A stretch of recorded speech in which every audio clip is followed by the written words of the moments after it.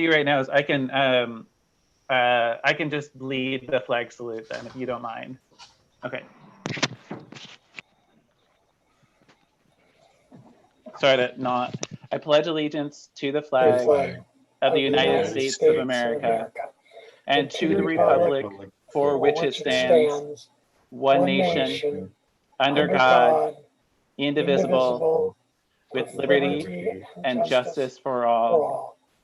Thank you very much. Thank you, Carrie.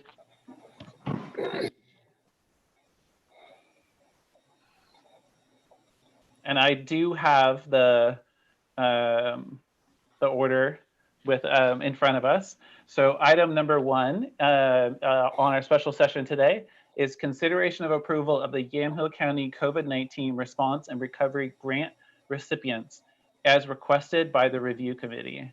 And I apologize, I need to pull that up separately on my email, but all of you have received it as well. So discussion, or would you like to hear from county staff first about how this process went about, kind of as a reminder? Yes, okay. Abhisha and Carrie are here with us. Who would like to begin to give an overview of how we got to this spot right now? How about if I start with just, and then Abhisha and Carrie can get into the details of the grant program and the process. Just wanted to quickly, just a reminder that and clarify that this grant program was something that the board had acted on in October, Board Order 20-348, establishing the parameters and framework for doing this grant program. The intent of this grant program was to serve a few different processes. The first one is during the budget process, we have where community requests are brought forward during the budget process. One of the outcomes with the budget process from this last spring was to not necessarily have all those, because with COVID, there was limitations on being able for folks to attend and submit those applications, and then also a lot of the uncertainty around the pandemic and where we were at that time. There was a lot of unknown going into the new year. So a lot of those community requests that were submitted were put on hold. There was a grant program. So this grant program, is part of it is related to those community requests.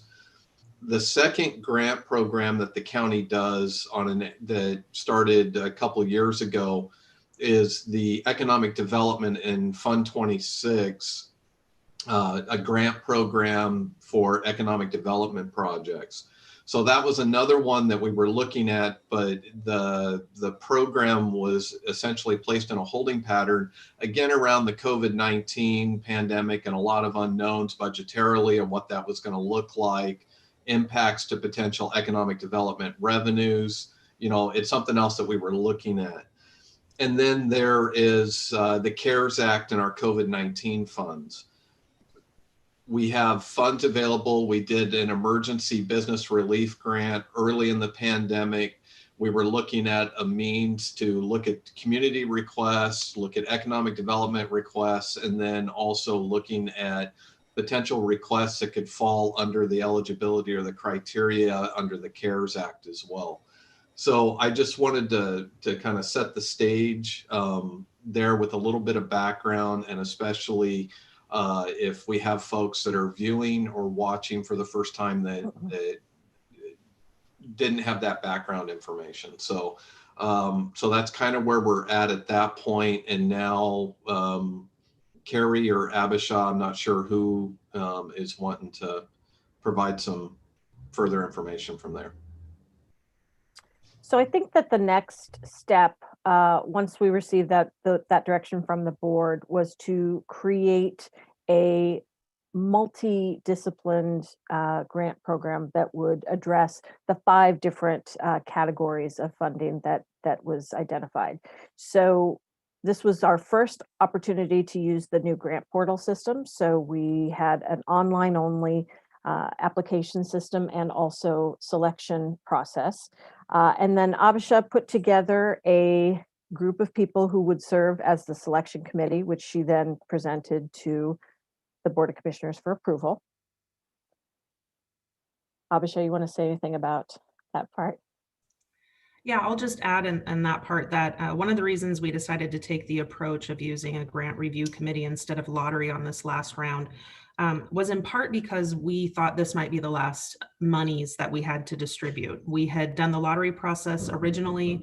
We had some very focused intended impacts with these funds. And so we wanted to have an opportunity to make them merit-based and score them so that we could make sure that the recipients were the intended recipients of intended impact. Sorry, I think I have somebody dropping something off at my house and you probably hear my dog in the background.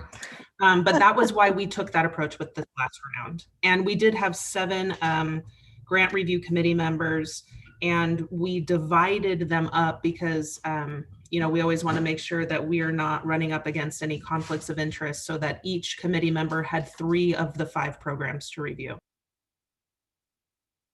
So as part of the online system, then we were able to assign specific categories to be reviewed by specific members, just to keep it equitable.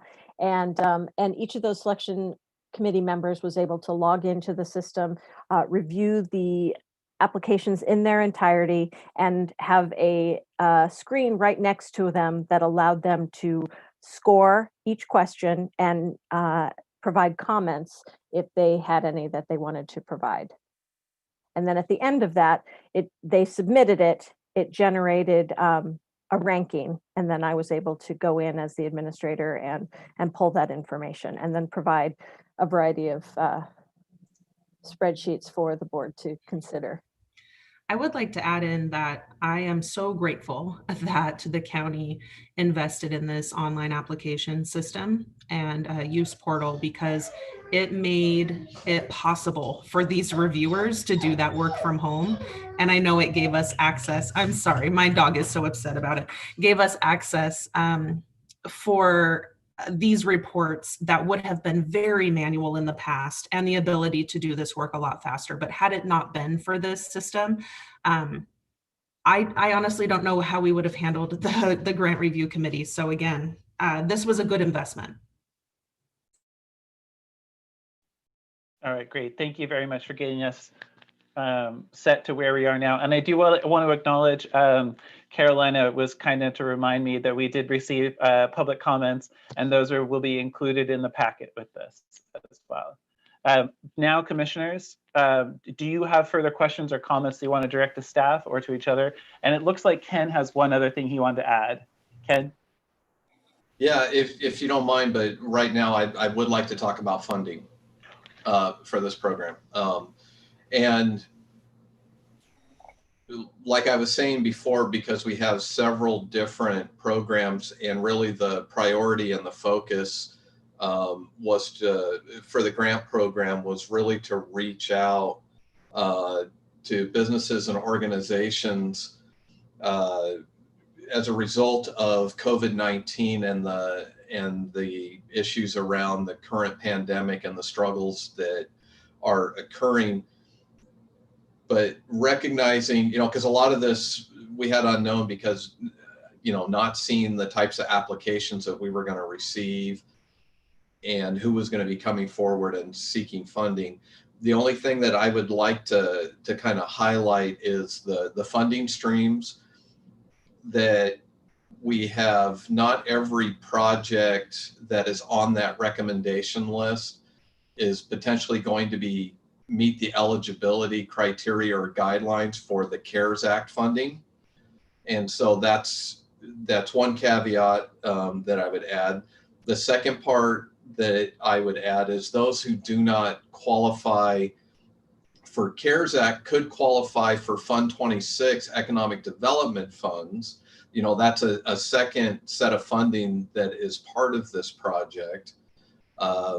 And then the third part is if you have not all of the projects that are listed there may qualify for CARES or economic development. And so you'd be looking at a third bucket of funds of whether that could be O&C, landfill license reserve, or discretionary, is where those funds would come in on the funding piece, just to share a little bit more from a budgetary standpoint, because recognizing that there's restrictions and limitations for each budget or each fund, and what kind of complicates it further is CARES Act, the funds that we're looking at. And in case there's any confusion, this is not the same funds that was released by the state of Oregon for emergency business relief. That's a separate, we're treating that as a separate grant program, and that announcement will be going out later this week on how to apply for that. These funds, when we're talking about CARES Act funds for awarding towards projects in this grant program, is part of our what we can request reimbursement for. So one of the challenges that we have is we're having to use existing funds, but with the idea that we're going to get reimbursed for the usage because it's going to meet the CARES Act eligibility requirements. So just to kind of draw some lines on how this can get further complicated based on the funding streams that are coming in, depending on the project, on how the board approves or what action they take on the recommended list. And I'll stop talking and allow for questions. And Commissioner Olson has an initial comment, and then Carrie, it looks like, wants to have a follow-up. So let's go to Commissioner Olson though first. Thank you very much. I guess I needed a little bit better understanding from Havishon Carey. I was noticing the Little Birds Child Care. There's Little Birds Child Care 1 and Little Birds Child Care 2. And they both were recommended that they both get PE funds, and they both get CB funds for capacity building. And those four total $40,000. So I'm trying to get a little bit of understanding between the difference in the LLC and the LLC2. I'd be happy to. So I did make an error in that document. I meant to put a Site 1 and a Site 2 distinction on those two. Little Bird Childcare is a childcare provider in Yamhill County that is actually working on developing 3 new sites. And so the applications were for different sites. And so that was one of the eligibility criteria. Is we did not say that people couldn't. We did allow for people to apply to multiple programs if they wanted to, though asked that they would do that for different project proposals. The other, oh, go ahead. Go ahead, no, go ahead, Carrie. I was just going to say the other thing, to Ken's point, because we knew that the issue of CARES Act reimbursement was such a big one at the beginning, we had an eligibility quiz at the front end of the application process that required individuals to certify that they were in fact applying for monies due to significant interruption of service or other mandated closures related to COVID-19. That being said, once they passed those criteria and they went to the actual application, the application also required that they stipulate specifically what kinds of business difficulties or organizational difficulties they have experienced due to COVID-19 and how this project that they're proposing would address that. And then also how this would be sustainable into the future. So with the exception of the community requests, I would say that 100% of the other applications are going to be eligible for CARES reimbursement. That's fine, thanks, Carrie. Yeah, do you have any follow-ups, Commissioner Olson? Okay, great. Thank you for that, Carrie. Commissioner Sterrett, is there anything you'd like to add? Questions, comments? Thank you. A couple of questions. Well, first, I wanted to ask Ken for clarification on a dollar amount. So we talked about landfill license reserve and the O&C funds. Was there what was left in there after the Oasis and the online Northwest projects? What was left in there that was available for anything on today's list? Make sure I'm unmuted. If we were to take no further action, let me get those numbers. Let me give you there's not much as far as appropriation authority. We have in landfill license reserve, just looking at grants awarded, we have about 20,000 left that would be available, and an O&C right around 20,000 there as well. But there's another further action that, in talking to the board, because both of those large projects we're going to be submitting for CARES Act reimbursement. This is another one of the funds that I believe we need to take action on with the supplemental budget to increase the appropriation authority in those two funds, because recognizing that, because the one thing, just to add, just because you get reimbursed, it doesn't reset your spending limits within a fund. So in order to recognize that those two large projects from those two funds are going to both be reimbursed, I'm going to be looking at coming before the board to do a supplemental budget to increase the expenditure authority, because we still have funds available in landfill license. After we get reimbursed, we'll have funding available, and I want to make sure that we have appropriation authority in both of those funds for the rest of the fiscal year. And do we know what that is likely to be like after reimbursement? Well, essentially, it would be 900,000 total, so 500,000 for landfill license and 400,000 of additional appropriation authority coming back, because we're going to submit for reimbursement for those full projects under the CARES Act. Okay.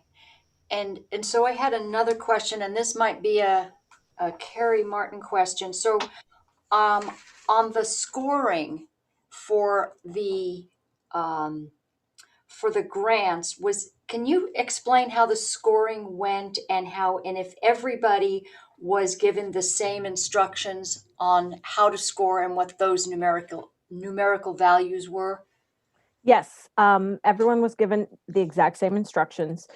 They had the ability to rank each question 0 to 10, 10 being the best score, and that they could do decimal increments as well. So they could score something 5.25 or 5.75 if they wanted, in an effort when we have so many applications to make sure that we don't have duplication in score.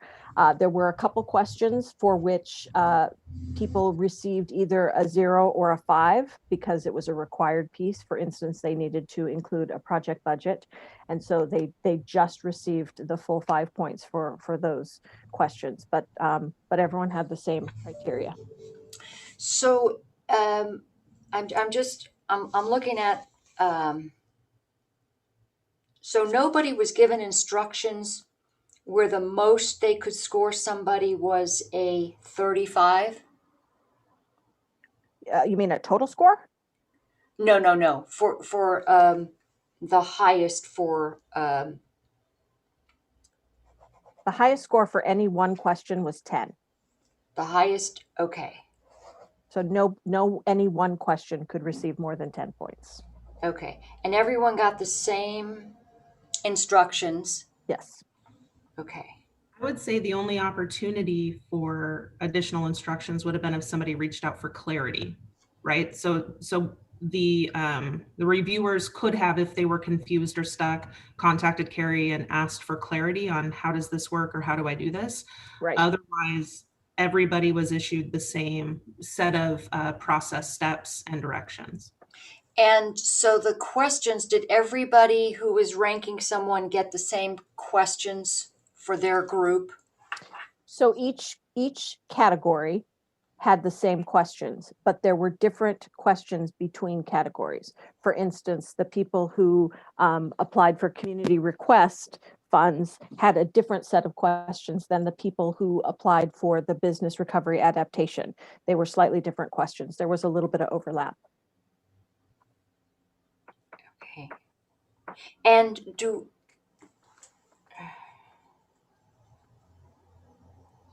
okay, I'll have more questions later, but thank you for that clarification. So, commissioners, do you have any other comments? I read through what the information I had, and I had some clarifying questions that I asked.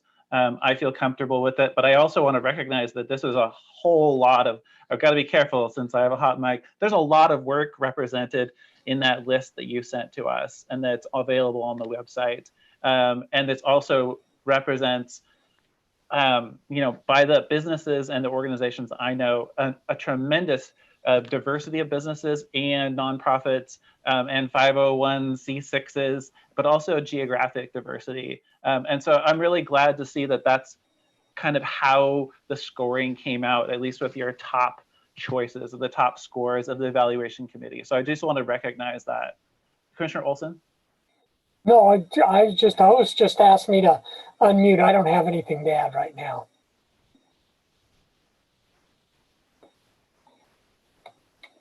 I did my first talking while muted. We all have to do it at some point during a meeting. Commissioner Sterrett, was there anything you wanted to add, or there were other questions? Yes, I do have other questions, but I think I'm going to hold them till the appropriate time. Thank you.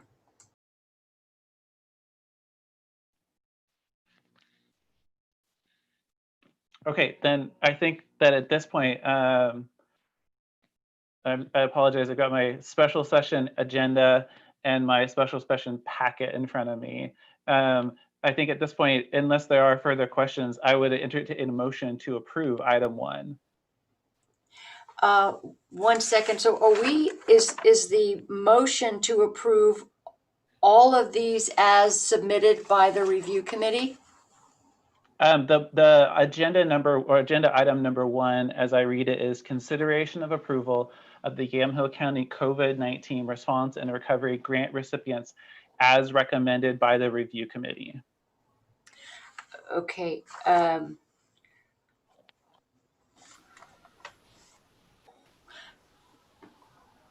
Yeah, I'm not in favor of that, but I'll let, in any way, not even close, but I will wait till it's appropriate to further.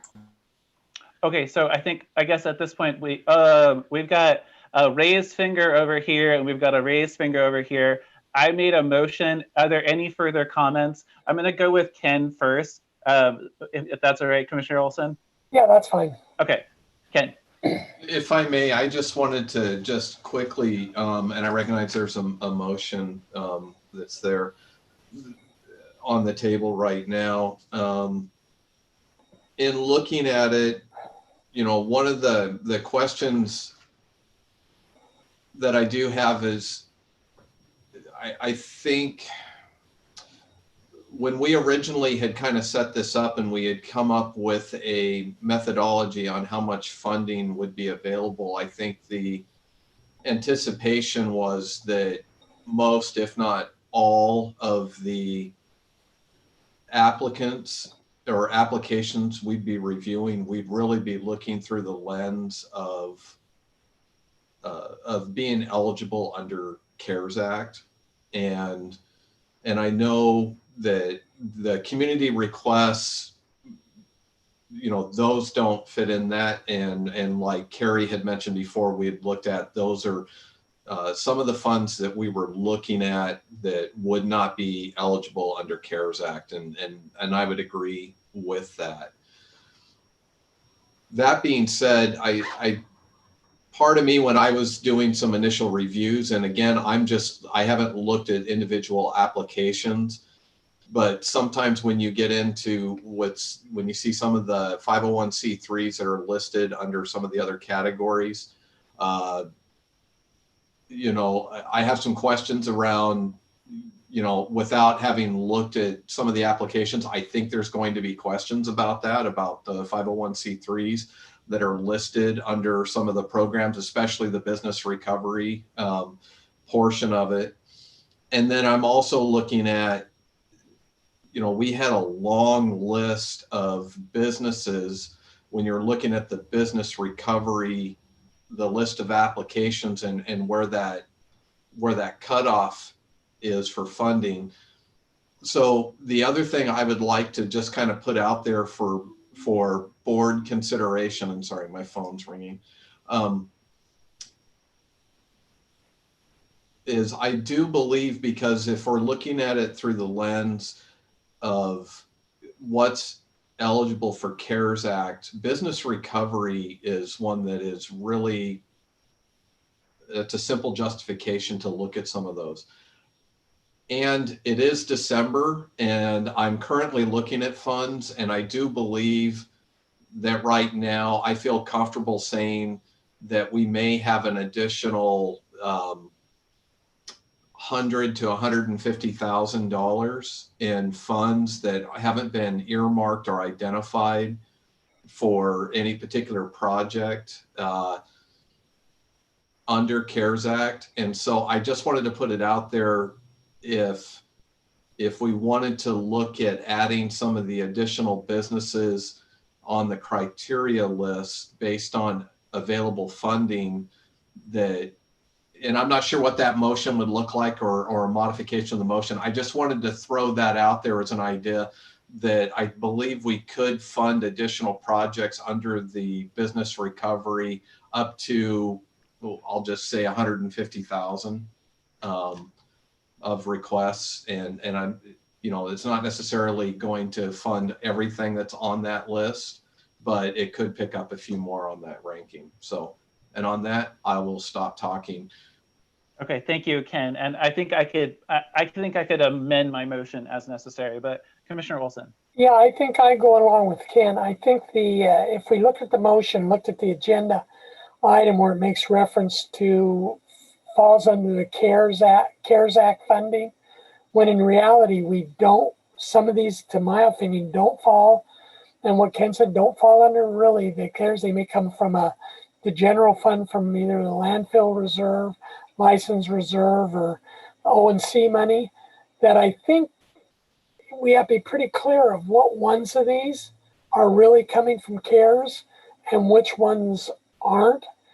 Because if it says these are all being funded under CARES, and we know there's a couple of them that aren't being funded under CARES, we really need to make that perfectly clear. Yeah, thank you, Commissioner Olson. I see what you mean. I'm reading back through, I really appreciate that. I'm reading back through the titles of the program that's been set up, that includes money that's not CARES, or money that was set aside for projects that are not CARES Act eligible for reimbursement. And I can see a way to amend it so that it's clear to the public and for posterity's sake that some of this funding or some of the grant requests that are being funded are from sources other than just CARES Act reimbursement, or intended to be going for CARES Act reimbursement. Ken, does that make sense to you? Yeah. I had just a comment about this. I'm wondering if we could go by designation or by category and talk about these, because there are some that I feel are wildly inappropriate to be getting funding at this juncture, and I wanted to be able to put them in perhaps another category that we could look toward funding at another time, but really right now make the emphasis of those businesses that are really needing to get some cover because of the lockdown. So I'm to be able to just, be able to say that all of these should be funded, or how we do it. I would suggest that we go by category and then vote on that, because there are some I would pull off of here. And Commissioner Sterrett, I do want to clarify that this is not solely because of a business that's being impacted or has been impacted. We'll be addressing that during round 3 funding. This is the program that we approved, and the evaluation committee that we approved. They're bringing back to us the highest scoring entities in each of the categories. So I just want to clarify for the record that this, some of these, for example, the 501c6s, they may not be eligible for reimbursement, but we have said that it was important to us to provide the opportunity to support them. So I just want to acknowledge that. Sure, and that is definitely something I've taken into consideration, but nevertheless, my concerns still stand. And there are others that I don't see on here that I think should be included, and they're not. So anyhow, again, I would just say that my recommendation is that we go strictly by category and add those we need to add from that list that Ken was mentioning. We've got a list of businesses that aren't on here, but then we have some others that could be put into the community request pot and dealt with at another time. Right now, the most important thing is to get the COVID relief funded applications out. The others don't need to go out this week. Thank you, Commissioner Sterrett. Commissioner Olson, did you have an additional comment? Yeah, I have an additional comment. Some goes back to what you said, and some goes back to what Commissioner Sterrett said is, when we first got into all this, even before COVID and the way we changed our grants, we decided that as commissioners, we wanted to leave it up to committees to determine, because we don't want to pick winners and losers or favorites or non-favorites. So I have all the faith in what our committee that was appointed did. And then my second comment is, I think Mary makes a good point, but if somebody like she thinks on should be on there and may not be on there, well, did they turn in a full application? Was it accepted? Was it scored? Or maybe they should be on there, but they never turned in an application or finished the application process. So I guess that's my only thing. I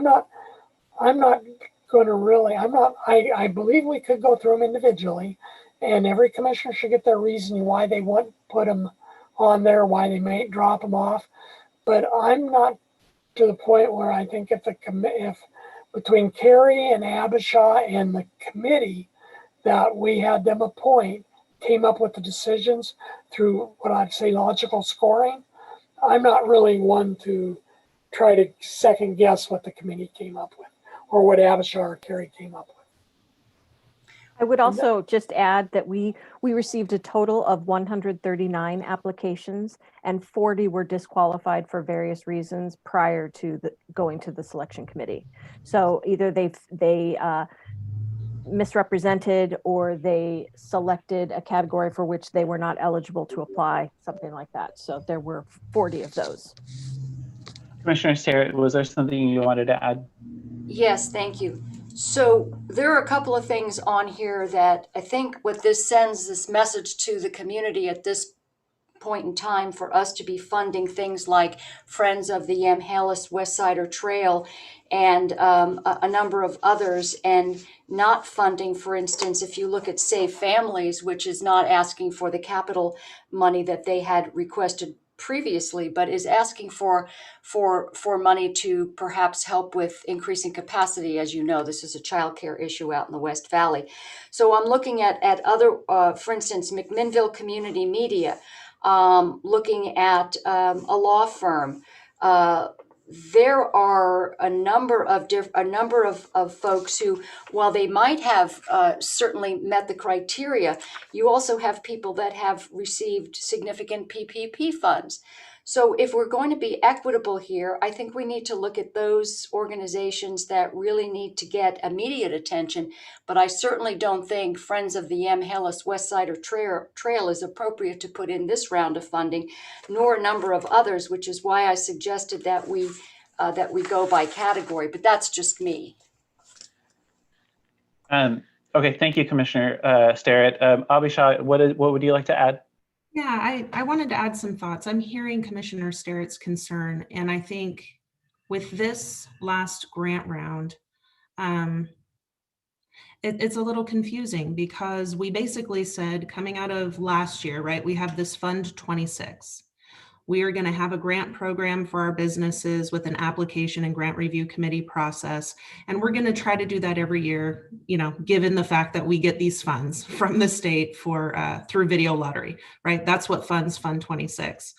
This year in April, we decided we're going to put a hold on that grant program. We now have something before us that we were not prepared for. There's this global pandemic. We're concerned about our businesses.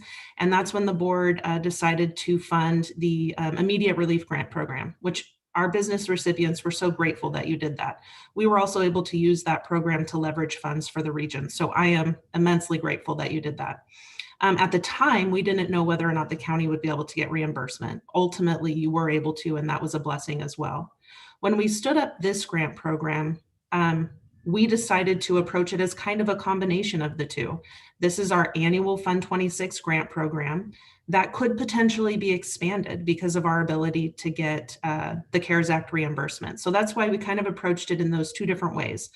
The board had a desire to be able to have a community grant program. So to be able to vet those community requests, we included that, right? Knowing that it probably wouldn't be reimbursable. We also had, when you look at the business expansion, that very much is like our previous year grant programs for business growth, business expansion sort of things, capacity building. That very much is just our general business grant program. And then we said, if we can get reimbursement, if we're looking at these needs that are really driven by COVID and we can get reimbursement, we will. If we can't, we won't, right? And that was kind of the commitment of those funds that the board made. And then we still have this reality that we have business partners that are struggling with needs related to COVID. We received this next round of funding from the state, the 1.4 million. So that's a separate pot that we will be standing up this COVID related recovery program. That's the one that opens on the 11th, right? So we could look at this several different ways. We could look to address those concerns that Commissioner Sterrett has by dictating an approach to that 1.4 million that addresses those concerns. Certainly the board has the ability to look at this recommendation from the committee and say, we agree to this and we don't agree to this, or we'd like to take a different approach. So we can still take those different approaches and different looks. I just wanted to create some clarity that this grant program wasn't a COVID relief grant program. This was our annual grant program. We were embedding in there an opportunity to catch realities around COVID. And if we're funding needs or growth or expansion or these things related to the coronavirus that we could clearly get a reimbursement for, that we would pursue that. But if we couldn't, that we wouldn't. So we were doing a lot of different things along the way. And I just want to make sure that we're clear about what those intents were, because this wasn't intended to in its entirety be a COVID related grant program. It's our business grant program. I hope that provides clarity, but certainly however the board decides to move forward with this recommendation, we'll honor. And I appreciate that. Thank you for that. I understand that this is a sort of a hybrid. This is unusual because we haven't done it this way. We sort of try to cobble together various needs. But I think it's important for us to acknowledge to the community that this is not your average year. This is not an every year, let's dole out the community requests and let's, give money to various expansions that people are. This is a different year. This is a different animal, and we need to be able to pivot and address that. And when you're looking at some of some of those that have been funded or the awards that have been recommended, I don't know how we could, in all good conscience, while we did have a review board, but ultimately the commissioners are going to have to say, yeah, we're gonna take $8,900 and give it to the Friends of the Amhelis West Sider Trail at this point in time, or we're going to give money to any other number of things where we've got, for instance, other concerns that might need immediate attention. So I don't think that it's incumbent upon us to say that we're not going to take into consideration that our businesses have been shut down.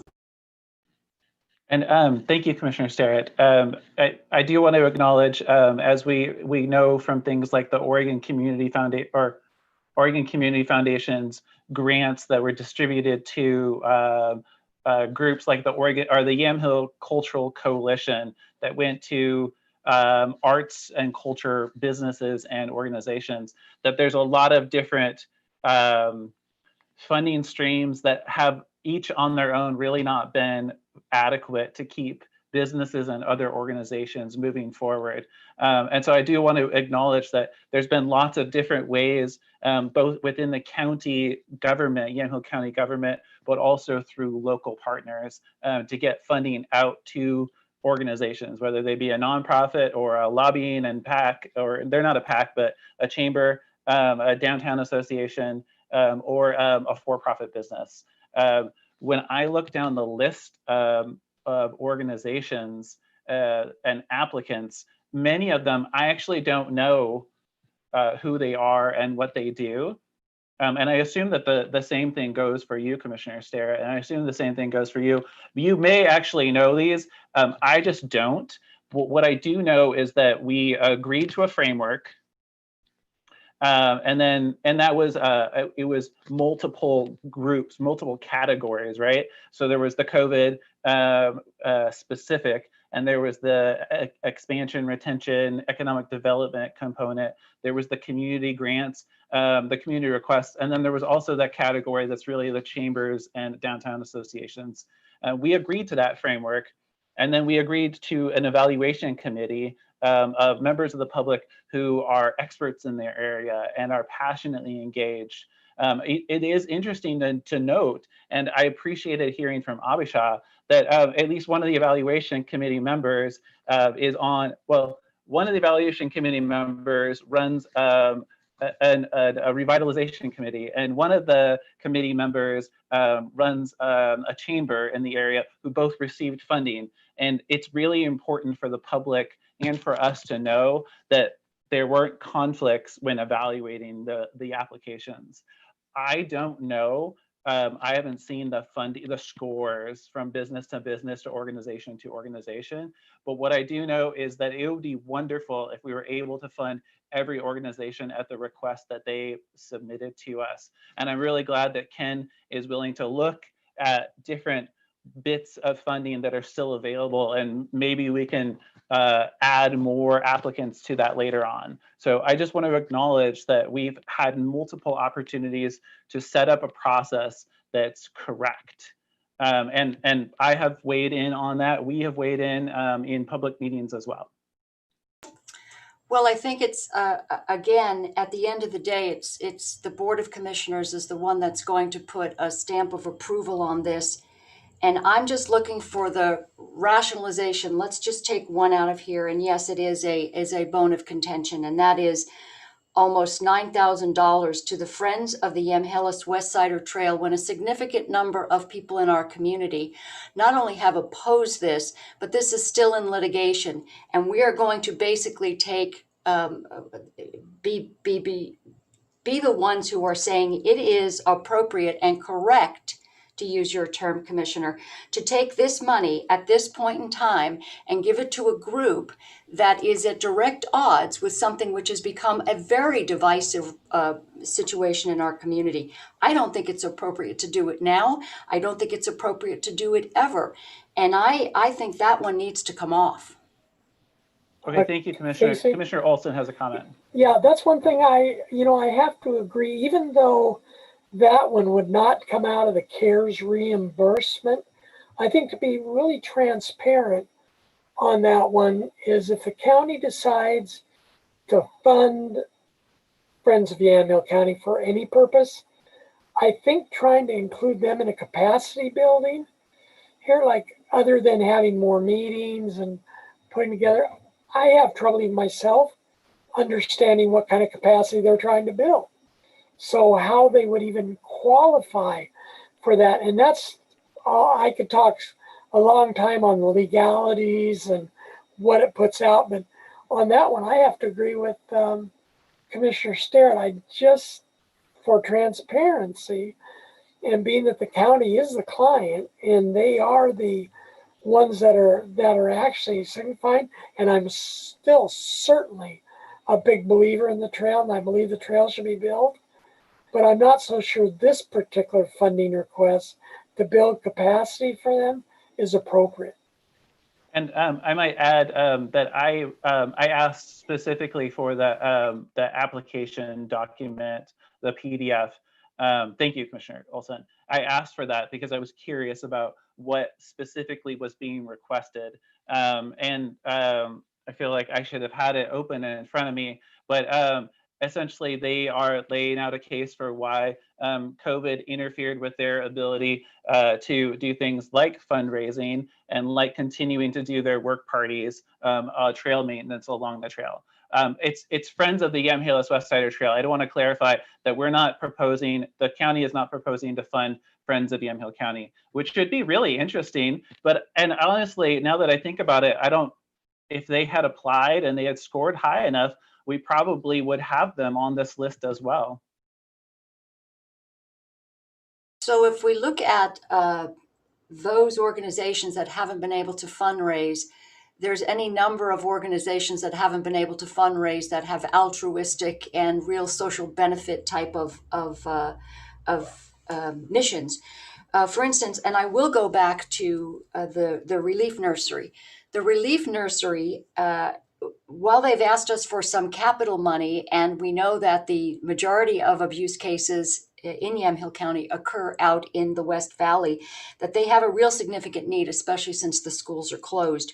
And they're asking for money, and that's not on here.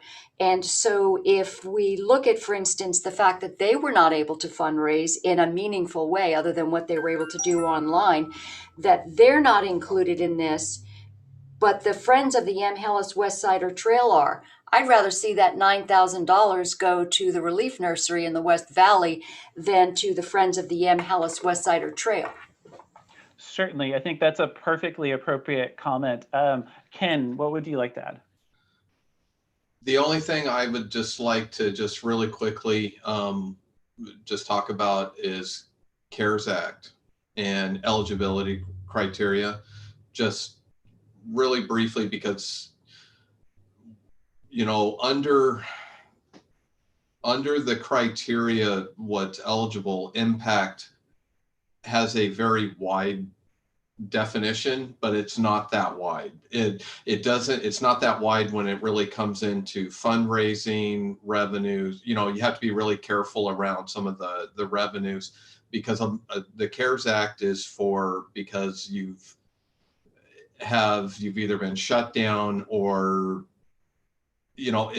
or you've had incurred expenses as a result of the pandemic.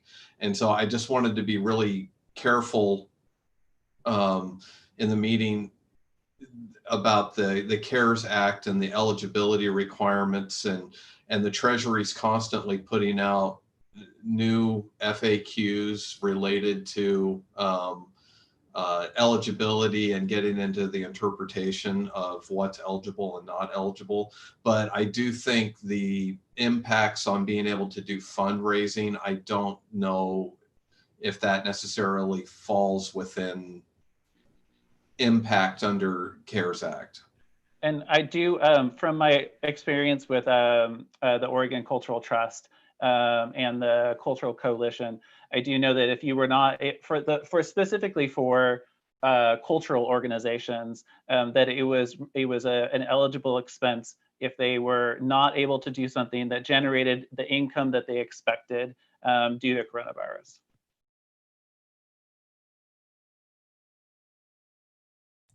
That's my understanding as well, Commissioner Kula, with most of the grants that are eligible to 501c3s, their inability to host annual fundraisers and things like that was a direct COVID impact. But I also hear what you're saying, Ken, and that we, through this whole process, have had to be very thoughtful about, about our approach to make sure that we're handling it correctly.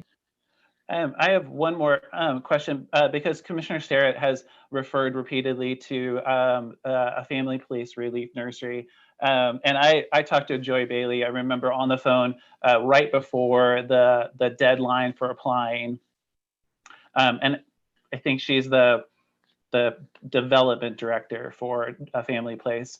I asked her to apply for this particular round of funding. She had the organization had requested funding from us during the May budget hearings. I'm not sure though. Did she apply? Did a family place apply? I understand they did. My understanding is they did. I spoke with them before as well, and I'm just looking on the list, and they did not apply. Okay, well then I think there might have been some miscommunication, because according to Joy, I believe she had applied for $15,000, sort of in waiting for the capital request. My understanding was she believed she had applied for the $15,000. I saw on the list that just below there was a request from Lutheran Community Services. Mhm. Is there a possibility that that was the one in the same application? Yeah, Lutheran Community Services did apply. They submitted 2, but Willamina Relief Nursery did not. But I know there's an affiliation, There is Yeah, an their affiliation. program. Yes. Right. but that was separate. It wasn't. Yes, and I talked to her about that before she applied and gave her the option of either applying as Lutheran Community Services or the Willamina Relief Nursery, because either would be eligible. Okay, and I just think there might have been a miscommunication because my understanding is, as of this morning, Ms. Bailey believed she had applied for $15,000 in terms of increasing capacity. So that is regrettable, but I don't think it's something we can't remedy at this stage. Commissioner Starrett, I do wonder if there's some. It seems like expanding childcare access, quality childcare access. I know that it is one of the qualifying for reimbursement categories from the Treasury, and we have this 150,000 hand waving addition. And I know that Ken is working diligently to get find out how much the county needed to submit for reimbursement in November, and then we'll have to do the same thing in December. So that number we need to keep a close eye on. I wonder whether there's a way for the Relief Nursery to present a proposal for some of this remaining funding in a similar way that the Oasis project or the Little Birds. Little Bird Childcare. Because we all have, the 3 of us commissioners have expressed a great deal of value and a high priority for childcare, but also for the Family Place Relief Nursery in general. Is this making sense? Is there a way that we could do this, commissioners? Oh, Ken, sorry. The only caveat that I put in there is the reason we scheduled this special session is because of timeline concerns with CARES Act and the administrative process for in getting agreements finalized and cutting checks before December 30th. So I just wanted to just put that out there. I didn't mean to jump in. I know you were posing a question for your fellow commissioners. So. And I tried to be really clear, but I really appreciate that clarification that we are on a tight timeline. But we also know that there's some money that we haven't said, here's the next set of organizations. Commissioners? Yeah, Casey, Ken just brought up a good point to me that I believe Mary brings up a lot of valid points regarding the care nursery and the relief, or child care and the relief nursery. But another thing to me is I certainly don't want to walk away the 31st of December and not be able to allocate funds or lose the funds because we couldn't allocate them and get them out the door. So I look at it this way as any changes that we could possibly make, that we can get in to ensure that they're funded before the end of the year. That's great, but I don't want to put anything delayed in the process that we leave money laying on the table. I think that's probably one of the worst made mistakes of anything, is leaving money there that we could have gotten to. Thank you for that. Oh, I'm sorry, go ahead, Carrie. I was just going to Is that say, okay, Commissioner? Okay. I wanted to clarify. So I just logged in to look. So Lutheran Community Services Northwest submitted 2 applications under that name. One of the applications was disqualified prior to the selection committee. So it was incomplete. And so it did not move on to the selection committee. The other one was ranked number 15 on the business recovery list, and they were 1 short of being funded because of the 500,000. So just wanted to clarify that. Meaning that we recommended funding up to number 14, because that's where we ran out of money and they scored 15. Correct. And what was that specific application for? So I'm not looking at the applications here. I can pull that up though. Thank you. Because Commissioner Sarah, her question, I see dots there that suggest, well, there's potentially this other 150,000, but how about I let you be the one to suggest that, Commissioner? Well, I know there's probably a number of different ways we can get to yes for the relief nursery, and I'd like to make sure we don't leave here today without doing that, especially if, let's say, we found another $9,000. Let's just say that we agreed that the money being given to the Yamhellis West Side, Friends of the Yamhellis West Sider Trail was inappropriate at this time. Not that they're in the same bucket, but let's just say, hypothetically, and play what if. So I think that if we look at, for instance, that relief nursery being hugely important, that we find a way to get 15,000 or whatever we can get to them, get that to them today. So it looks like that the application that was accepted and ranked number 15th was in fact for an increase in expanded services for the relief nursery. So that was what the $15,000 request is for. And Commissioner Sterrett, I apologize for laughing, but it's a joyful laugh because I appreciate your suggestion. It's there. We just had to dig around for it. So thank you for finding that, Carrie. And I would love to see us make that go to the top of the head of the class, top of the list here today. Along those, it looks like Ken is probably going to answer the question that I had for him. Oh, go ahead and ask. I was going to ask you, what's the mechanism if you are comfortable with adding an up to 150,000 to this today? I thought it was maybe going to be a later, but if you're thinking about that, you would be willing to. You think we could make it work for today? How do we want to do we want to go down the ladder, 2 more spots in each one? Is that something that we would empower Carrie and Abhishan you to do, or? What I was going to suggest,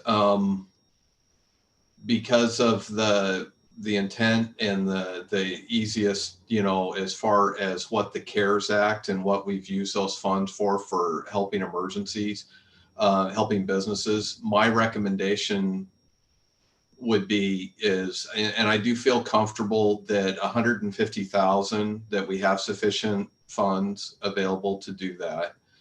I would recommend that it really be focused on the business recovery category, because that's where there was the kind of the largest number. Again, I want to look at, unless there's some scoring or some incomplete applications, or come up with a methodology that as funding, that we would go through the list as recommended with the additional funds on the business recovery category, and only use the additional funding there would be a suggestion. And I'm happy, once we get to that spot, to make a motion that reflects that accurately. Commissioners? And then the other part would be, is an additional caveat would be, anything that we find that upon further review does not appear to be CARES Act eligible, that maybe we continue to work down the list to apply the funds there. I'm not saying that we wouldn't award grant funds. I think we would use economic development funds or something else. And then the other funding for CARES Act, for the amount that we have available, we would apply that to the business recovery portion. So an added Carrie? 150,000 would increase the number of projects funded from 14 to approximately 26. So you would add an additional 11 projects that you could fund, including Lutheran Family Services, Community Services, sorry. As family placed relief nursery. Yeah. We can see you, your eyes roll, whereas when we were in room 32 and you were calling in, we couldn't see your eyes roll. Yeah, I should turn off the video. Commissioner Olson? Yeah, I guess, Carrie, thanks. That was very, very helpful. If we're going to take that approach, which I agree with, I would like to see, of course, number one, the relief nursery should be the number one priority on that, especially since it's in the West Valley area. And they're so hard hit for services, not just childcare, but all sorts of health services, that I would like to get a recommendation from not necessarily the whole committee, but from you and Abishaw. If you say we can fund X number of more projects, what those projects would be.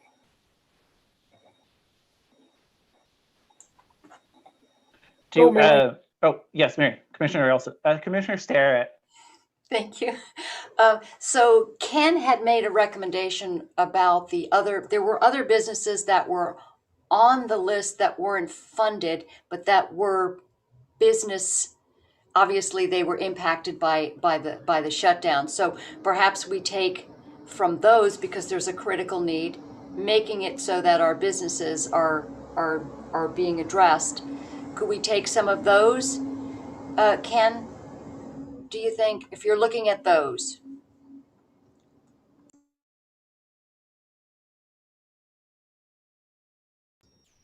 I'm sorry, I'm not sure if I understand the question. I was looking at the business recovery, if I'm under, and looking at the businesses that are on the list. And my thoughts would be, is because we already have a ranking that's already applied within the recommendation, that we may want to, unless you want to narrow it and really try to add an additional priority to it, like an industry or a sector that's maybe on there, that you as the board may want to further refine that.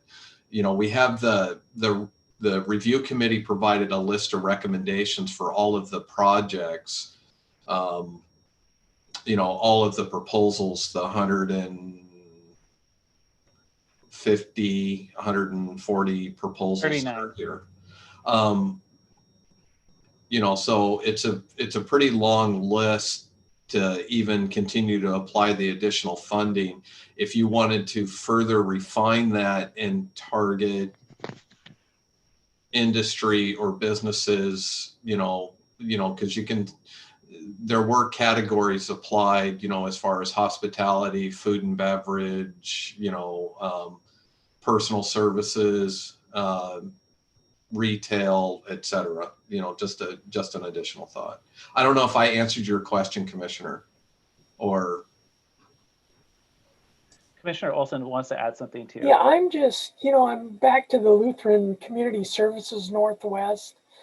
They did look like their business recovery, under the business recovery and adaptation, that they were approved for a $15,000 grant. Is that the one for Is that the one for the nursery? And they've been approved under business recovery and adaptation. That's a Carrie question.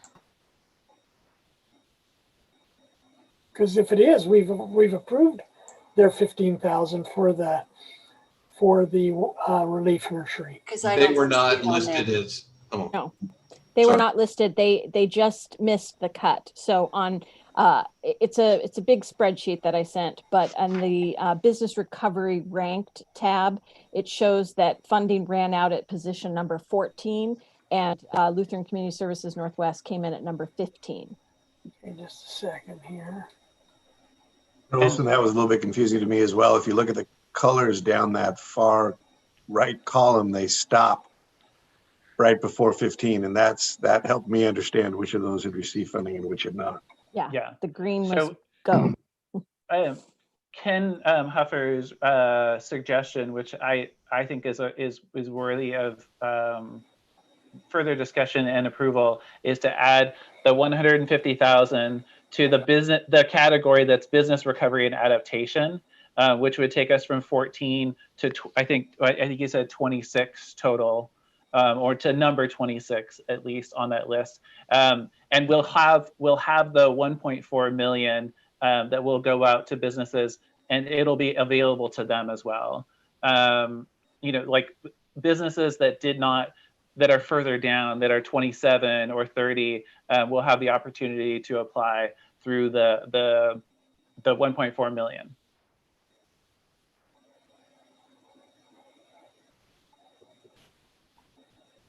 Commissioner Olson, it looked like you were going to say something. I really wasn't. I think that makes good good sense. There's still a couple of issues if we talk about adding that to it, of what we do with the expanded capacity expansion for the Friends of the West Sider Trail, because still I really have a problem with that. Not that I'm not a backer of the trail, as I said, but giving them capacity planning to do more to build more meetings, that I can see. And as long as they understand that that's not coming out of the COVID, out of the CARES Act. And I think that's one of the clarifications we have to make, that certain of these aren't coming out of the CARES Act. Right, right. And have we identified yet which applications are coming from the non-CARES Act funding? Carrie, Abhishek? Well, my opinion has always been that the only ones that do not are the community request, that all of the other applicants met the criteria for eligibility and could therefore have their projects reimbursed.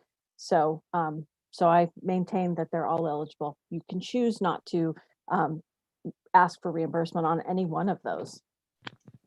And Abhishek? Yeah, my understanding, the way that, I've read through all of these documents, and I'm not an attorney, but this is my understanding based on what I've also seen other counties do for their programs and how we're translating this language, is that if a business can attest to the fact that they have suffered loss related to COVID-19, and for a nonprofit organization that could look like an inability to host an annual fundraiser or something like that, that a grant to those businesses who attested as such would be reimbursable through CARES Act funding. So because of these COVID-related issues, again, though, of course, you also have the ability to make the decision to say, well, we won't pursue funding for that. But in regards to the language of it, it would be eligible. Abhishek, I agree with everything what you said, and I think that's perfectly true. I guess my point of clarification is, if I look at what capacity building is, does the Friends of the Yamhill West Sider Trail really belong in capacity building? Would you be able to? They may lose a fundraiser, and that maybe we're funding it for that. But does it really belong in capacity building? And I guess maybe I'm putting too much into the different categories these are ranked in. So, Carrie, would you be able to address that? Sure. So just for clarification, my role in this, I will speak with any and all applicants prior to them submitting an application to talk through their approach and their project and all that. I do not read any of the applications when they've been submitted, and then I just oversee the process of the selection, but I don't read the applications. So I have not read the Friends of the Yamhill West Sider Trail capacity building application. However, capacity building is generally understood to be those activities that allow an organization to make a critical next step in its development. So those are organizational development type things, like technical assistance, that can be strategic planning, that can be some other marketing and development type activities. So that would fall under capacity building activities. Now, whether or not you feel that those capacity building activities are as worthy as perhaps someone else's is a different question. I'll wrap it up with this, is I think that when we are saying at the end of the day, we just found that the Relief Nursery in fact did have something submitted, and yet the Friends of the Yamhill West Sider Trail is front and center, and that is what is being defended. I think it really is indefensible at this point in time to even consider that application, and the fact that it's on the list is really quite disturbing. So I'll leave it there. Thank you. Commissioner Sterrett, can you be more clear about what you find disturbing about it? I mean, as far as I understand, many organizations applied for this program and theirs scored higher than others. So let me explain it to you, Commissioner. Okay? Basically what I'm saying here is that we have an organization that represents a project in this community that has caused great division, has caused litigation, and has caused really a lot of heartache for those farmers who live along the trail. If we as a board are going to be able to say at the end of the day that we will write a check for almost $9,000 to a group that is lobbying for a project that has caused such great division, when they're really not, it's not one of those things where you can say, well, you know, they're helping kids who are abused and neglected.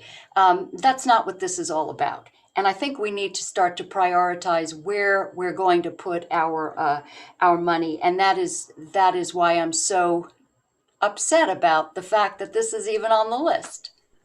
I mean, thank you for clarifying that, Commissioner. I mean, I forgive me for being simplistic, but as I understand it, this is an organization that has a mission, and they're in the community. I don't think that technically lobbying, because I think that's technically a term that's inappropriate for this situation, that has applied and they've scored highly based upon their application.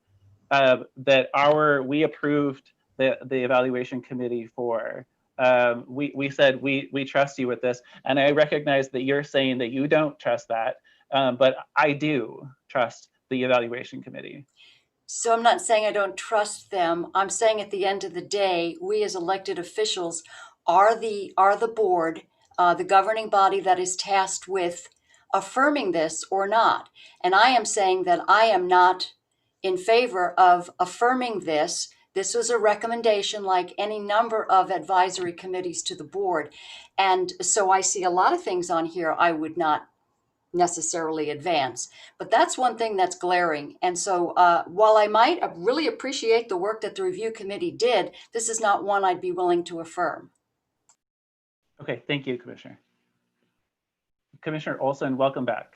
Yeah, I guess my thing about it is, and this is one again that I've struggled with for a long time, is that being that if basically Friends of Yamhalis Trail is the applicant for the grant, if this is something that the county wasn't involved in as the applicant for the trail itself, would that impact if another organization came to us and wanted that money? Would that impact whether we give that money to them or not? And that's tell you the truth, I really struggle with that. That should be held against them because really we're the one that's as the litigant in whatever legal action is.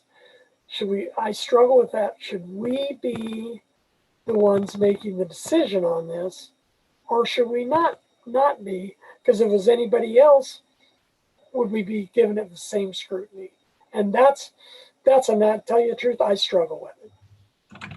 All right, thank you, Commissioner. Abisha Stone, you unmuted yourself. I just want to. I didn't mean to. I apologize. I was just coming back in. I keep losing my internet. So I just came in unmuted. I don't have anything to add. Thank you. Okay, thank you. So I appreciate hearing that. I think that we have, it sounds like we have the ability to add 150,000 to the business recovery and adaptation category as part of a motion to approve item 1. I really appreciate Commissioner Sterrett continuing to ask about a family place, even though it was under a different name. It's good to know that they did submit an application, because I had a long conversation on the phone about it, and Joy was overjoyed, I believe would be how you would say it, to discover that the application process was just a day away. So thank you. I really appreciate you continuing to push that.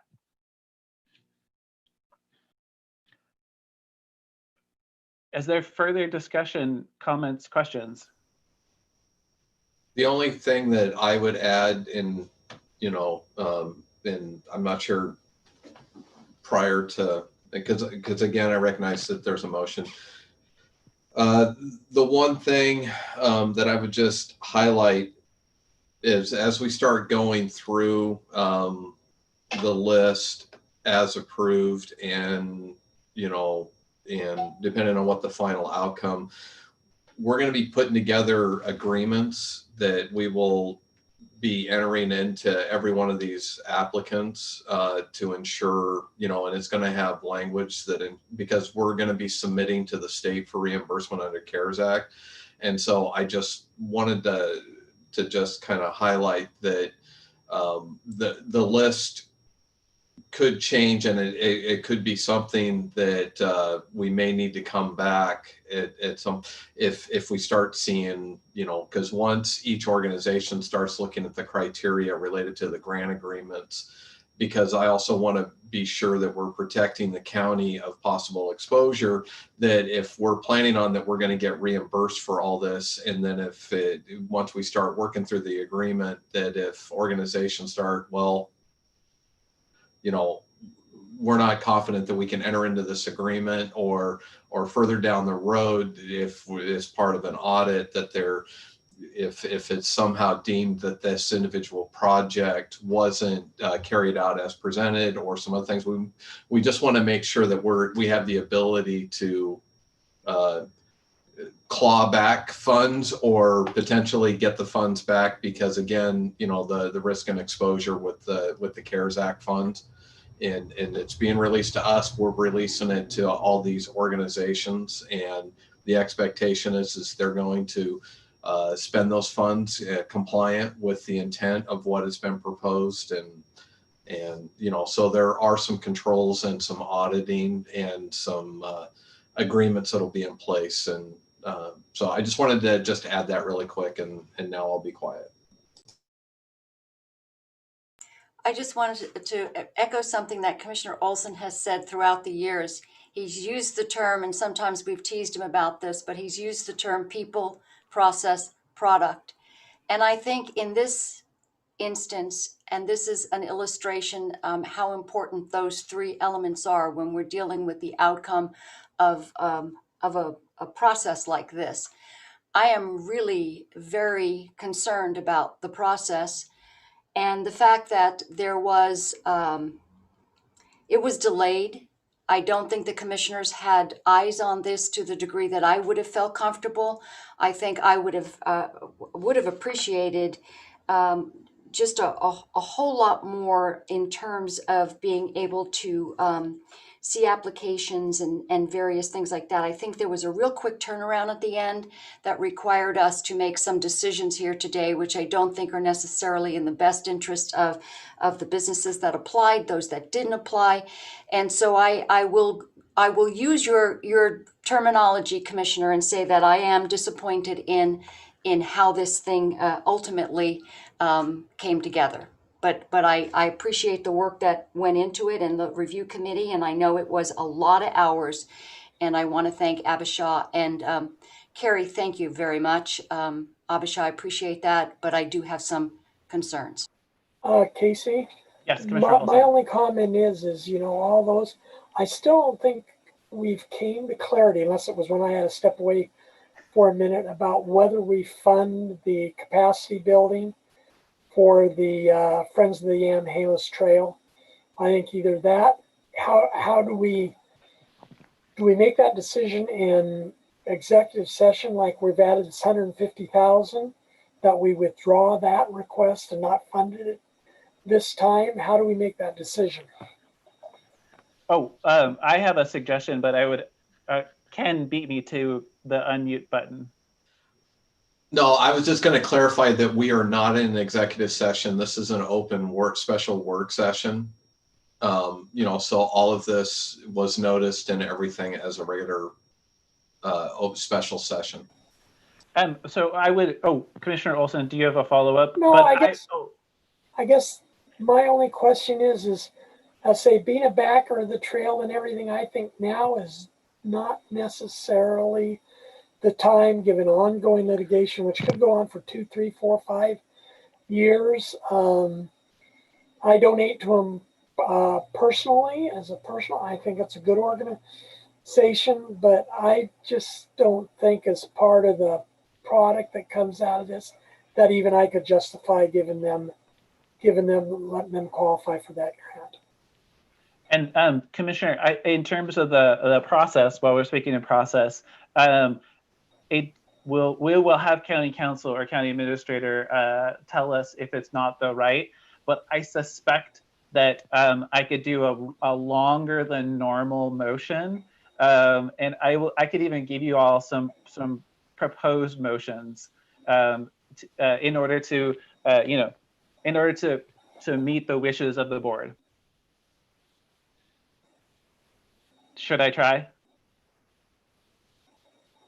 Is this multiple motions or one motion? I was just going to suggest one and then see if county council and county administrator I think it's going to work. Okay. Okay. So here goes. I wrote down some of them. So it would be, I move that we approve the Yamhill County COVID-19 response and recovery grant recipients as recommended by the review committee, with the exception of Friends of the Yamhill Westsider Trail application, but with the addition of $150,000 of CARES Act funding for the category that's COVID business recovery and adaptation, for funding the additional applicants as finances allow.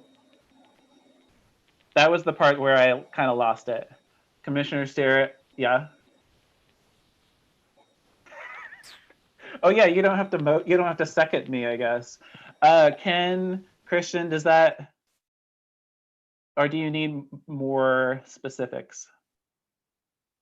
I mean, I think that works from my perspective. I don't know if others want to talk any more about there. I think I heard there was some discussion about whether or not the additional folks that might get funded on that list, if you wanted to further focus down onto specific industries that have been most impacted most recently, or if you're simply going to take the next list, the next 10 to 12 or 15 as ranked on the existing list to utilize that existing 150,000. But I think your motion otherwise is fine.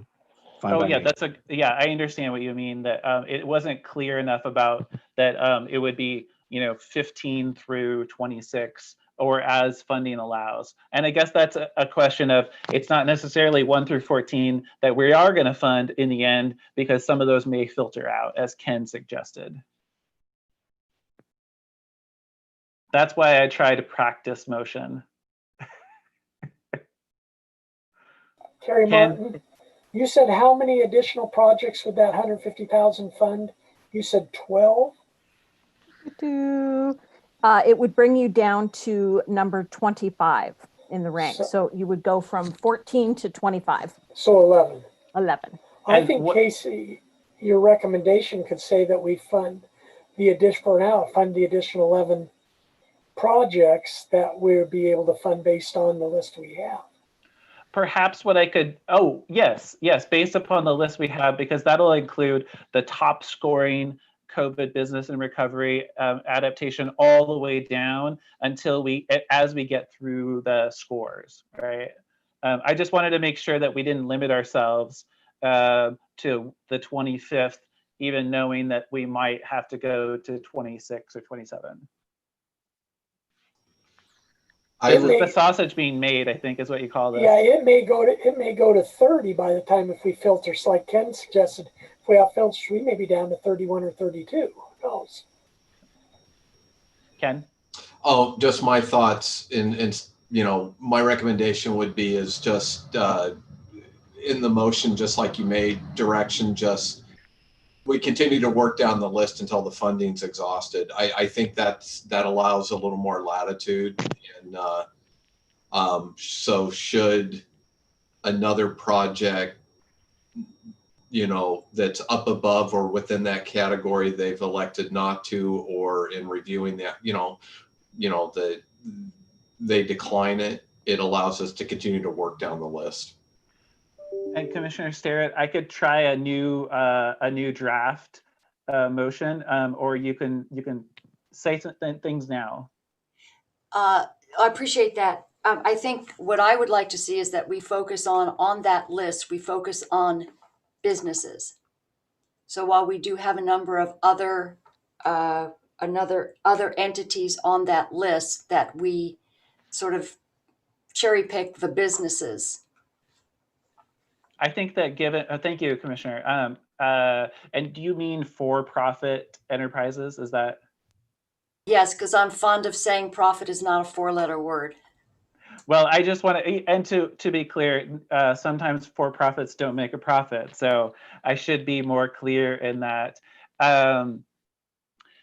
I would, given that we had the evaluation committee give us a score and a list, I would prefer, and knowing that we have 1.4 million to distribute as soon as we can, I would prefer that we just go one by one down the list. That's my preference. And mostly that's because this is how we've presented it to the people in the community who applied. We didn't say we're only doing for-profit entities. Commissioner Starrett, I would want to make sure that we point out that whatever language we use does not preclude us from funding number 15, which is the Lutheran Family Services, because they are a non-profit in that category. So just whatever language you add into that, I know that the board intends to fund that, and so we don't want to include language that prevents us from funding that. So I would be willing to propose a new motion, and then this is definitely a legislative sausage making, but here goes. I move that we approve the Yamhill County COVID-19 Response and Recovery Grant recipients as recommended by the review committee, striking the applicant Friends of the Yamhill West Sider Trail, and adding an additional $150,000 of CARES Act funding for the category that's COVID business recovery and adaptation to fund additional applicants as necessary, as funding allows down the list by score. And that was a long one. All right. Any further discussion? All in favor signify by saying aye. Aye. Aye. Any opposed, same sign. Let the record show unanimous approval of item 1. All right, thank you, everybody. This is how you get things done, right? You talk about them a lot. Yeah, you're right, Casey. Talk about them a lot and listen very actively. Yes. Yes. And I feel like I should now actively listen to you. It's a skill I'm working on. Okay. We have been here a while and we have other agenda items. Just kidding. Mostly we have other business as necessary. Commissioners or staff? Ken. I do have with the other business because of I would like to really quickly just as I was mentioning before, with this grant program and the other 2 projects that I was mentioning, we do need to move forward with the supplemental budget. In reviewing that, the supplemental budget and the changes that we need to make to these funds, we have at least 5 different funds that we're going to need to make changes to. And each of those funds, the change represents more than a 10% increase. As a result, we're going to need to schedule a public hearing and adopt a supplemental budget to get those changes into effect. And I just wanted to see if there was just consensus at this point to proceed so we can start with the required budgetary notices and get those out at the end of this week. Commissioners, that sounds great to me. I was expecting that, and thank you for reminding us. And we've got nods from everybody. Okay, so we're going to start work on that and getting that ready to go. The other thing I just wanted to quickly, because Commissioner Olson mentioned earlier about concerns of the CARES Act funds and not wanting to leave any funds you know, that we don't submit for reimbursement. I will say I am watching that very closely, and in recognizing that with the 1.4 million with the grant programs that we're going to be releasing, I'm going to be watching that very closely, because if it looks like we have any additional funds potentially being available that we're not able to spend down, you know, or get reimbursement to 100%, I think that would be a logical place that we could apply those funds to that business, to apply additional funds to that 1.4 million for businesses to help with that emergency relief. So it is something that I'm keeping an eye on as we start to enter. Well, we're currently in our last month of expenses.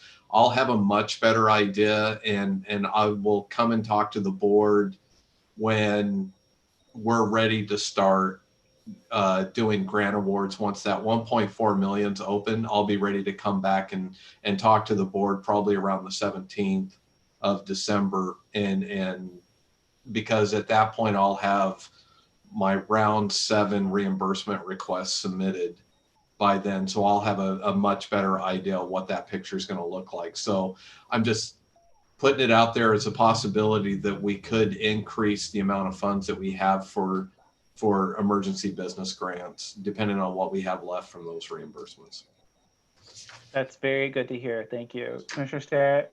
Thank you, Commissioner, Mr. Chair. Question about the list so that we can get this information out to the public. Can we get a list that includes those who were not on this particular list? Do you mean the people who have now been covered in funding with the additional 150? Correct. Yes, I can get that out to you in just a few minutes, and then we would do notification through the portal system. I would send notification to everyone who applied, whether they were awarded or not. And can we also post that somewhere? Is there a way that we would do that on the website? Maybe Absolutely. To a document that lists who got what? Yes, we have a page that has been set up for the COVID grant programs, and so we will post that information there. We'll have it 2 places, because we'll have the grant award, but we'll also have it with the action list from today's session. It'll be attached to that as well. Thank you. And then to follow up on Commissioner Sterrett's comment, I wonder if we can at some point then get a final list, since it's likely that, as you noted, that some people will drop off and some people will, be added as the money it allows.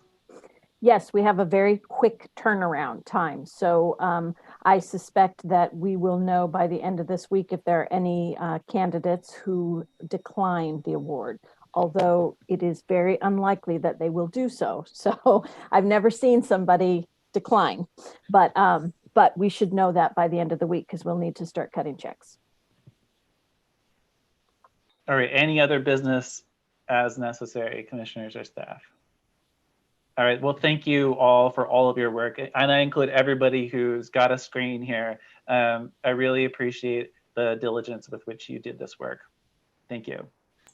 Thank you. And with that, I will adjourn this meeting of the Yamhill County Board of Commissioners.